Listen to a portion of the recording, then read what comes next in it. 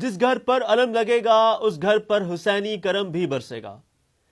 اہل سنت کی جانب سے گھروں پر حضرت عباس علیہ السلام کے علم لگانے کے اعلان نے سوشل میڈیا پر تہلکہ مچا دیا۔ مختلف مذاہب، مسالک اور ممالک میں حضرت عباس علمدار سے محبت و عقیدت پر خصوصی رپورٹ سنتے ہیں اعلی حیدر کی زبانی۔ اپنے گھر میں علم لگائے، جس کے گھر میں علم لگے گا اس کے گھر میں حسینی کرم بھی ہوگا۔ کٹا کے بازو دشت میں علم اٹھانے کو، یہ کون جا رہا ہے لا الہ بچانے کو۔ سوشل میڈیا پر اہل سنت کی جانب سے گھروں پر حضرت عباس علمدار کے علم لگانے کے اعلان والی ویڈیو نے صرف پاکستان ہی نہیں پوری دنیا مودت اہل بیت میں وحدت و اخوت کی خوشبو بکھیر دی۔ نبی کی سنت پر چلنے والے حضرت عباس کے علم کیوں نہ لگائیں؟ ام البنین کے لخت جگر حضرت عباس علمدار نبی کریم کی پیاری بیٹی حضرت فاطمہ زہرا کی دعا کا ثمر ہیں، اور اہل بیت کی محبت پر کسی شیعہ یا مسلمان کا اجارہ نہیں، بلکہ یہ ہر باضمیر غیرت مند اور حریت پسند کی میراث اور اثاثہ ہے۔ آیت اللہ ابراہیم کلباسی خصائص العباسیہ میں تحریر کرتے ہیں کہ تاریخ میں پہلے علم اٹھانے والے شیس بن آدم تھے۔ یہ علمداری حضرت ابراہیم و اسماعیل سے ہوتی ہوئی ہاشم و حضرت عبد المطلب، حضرت ابو طالب و علی شیر خدا سے ہوتی ہوئی کربلا میں ابو الفضل العباس تک پہنچی۔ اس علم کو اس انداز میں ام البنین کے لال نے اٹھایا کہ اب علم تا قیامت حضرت عباس سے موسوم ہو گیا ہے،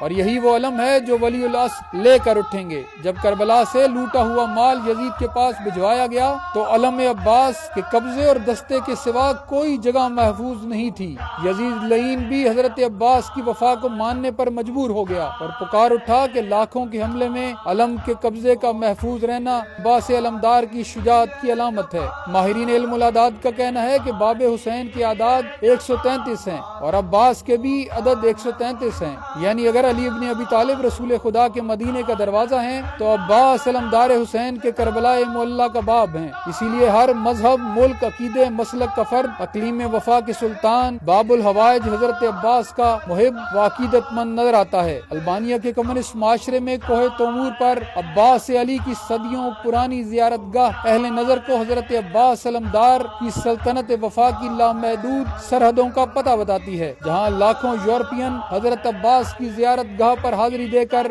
وفا کے آستان پر جبین عقیدت خم کرتے نظر آتے ہیں۔ حضرت عباس کے نام پر عراق کے اہل سنت کے ہاں صدیوں سے رائج ہے۔ سابق وزیر دفاع عراق ہردان تقریتی بیان کرتا ہے کہ عراق کے سابق صدر احمد حسن البکر بعض سیاستدانوں اور اہل حکومت سے عہد و پیمان لینا چاہتے تھے۔ اس عہد و پیمان کو مضبوط کرنے اور خیانت سے بچنے کے لیے احمد حسن البکر نے قسم کھانے کو کہا اور حضرت عباس کے حرم پر جا کر ان اہل سیاست سے عہد و پیمان کیا گیا، کیونکہ پورا عرب جانتا ہے کہ عباس کی قسم کھانے کے بعد پیمان توڑنے والا بدترین انجام سے دوچار ہوتا ہے۔ 1986 میں قائد ملت جعفریہ آغا سید حامد علی شاہ موسوی کی ہدایت پر قائم مجالس و جلوسوں کی حفاظت کے لیے رضاکارانہ خدمات سر انجام دینے والے مختار فورس والنٹیئرز بھی حضرت عباس کے علم پر دین اور وطن عزیز پاکستان کے لیے ہر قربانی دینے کا حلف اٹھاتے ہیں۔ خلخالی بیان کرتے ہیں کہ ایران کے شہر لار میں نظر گاہ پائی جاتی ہے، جہاں پر ایران بھر سے اہل سنت باشندے ہر منگل کو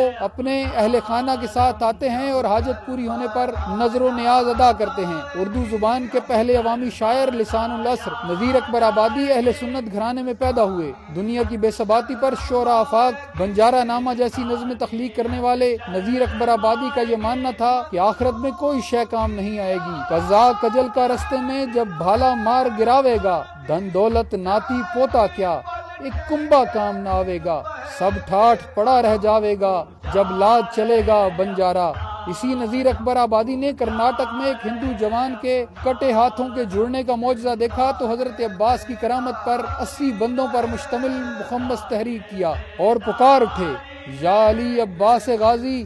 صاحب تاج و سریر، سب کے تم مشکل کشا ہو، کیا غریب ہو کیا امیر، جان و دل سے اب تمہارے نام کا ہو کر فقیر، یہ غلام روسیہ اب جس کو کہتے ہیں نذیر، آپ کے فضل و کرم کا یہ بھی ہے امیدوار۔ ام البنین کے بیٹے حضرت عباس کی عظمت کے ترانے تو وہ خانوادہ رسول بھی پڑھتا ہے کہ جس گھرانے کے قصیدے اللہ نے قرآن میں پڑھے۔ امام صادق علیہ السلام فرماتے ہیں کہ عباس تمہارا ذکر اعلیٰ علیین میں لوگوں کی زبانوں پر ہے، کتاب جواہر اللیقان میں مرقوم ہے کہ روز محشر حضرت فاطمہ زہرا سلام اللہ علیہا شفاعت امت کے لیے باس علمدار کے کٹے ہوئے ہاتھ اللہ کی بارگاہ میں پیش فرمائیں گی۔ کتب تاریخ گواہ ہیں کہ حضرت فاطمہ زہرا اس شخص سے ناراض ہوتی جو امام حسین علیہ السلام کی زیارت تو کرتا لیکن عباس علمدار کی زیارت میں کوتاہی برتتا۔ مقتل کی کتابوں نے لکھا کہ فاطمہ کے چاند امام حسین علیہ السلام، اکبر و اصغر اور اون و قاسم کی لاشوں پر اس قدر نہ روئے جس قدر گریا انہوں نے سکائے سکینہ